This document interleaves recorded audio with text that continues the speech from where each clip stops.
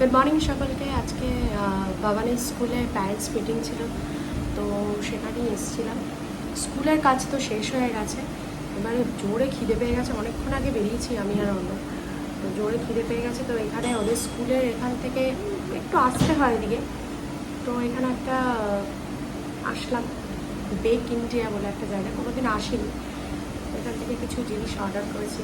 একটা তো ছেলের জন্য নিয়ে যাব বাড়িতে, আর আমাদের জন্য দুটো জিনিস অর্ডার করেছি।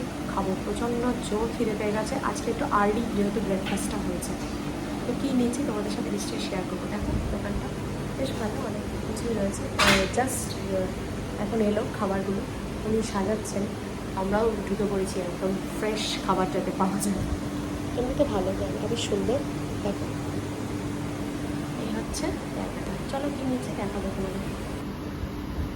এটা একটা নিউ আইটেম বললো, চিলি চিকেন পাফ, আর এটা হচ্ছে চিকেন বার্গার, তো বোঝাই যাচ্ছে। আরেকটা চিকেন পিৎজা আমি অর্ডার করেছি, সেটা বাবানের জন্য নিয়ে যাবো। তো এই হচ্ছে ছেলের জন্য আনা চিকেন পিৎজা। ও তো যায়নি আজকে, ওর জন্য নিয়ে এসেছি আমরা। বাবান খেয়ে নাও, খুশি হয়ে গেছো? খুশি? পড়াশোনা করতে করতে খুশি হয়ে গেছে। চলো খেয়ে নাও।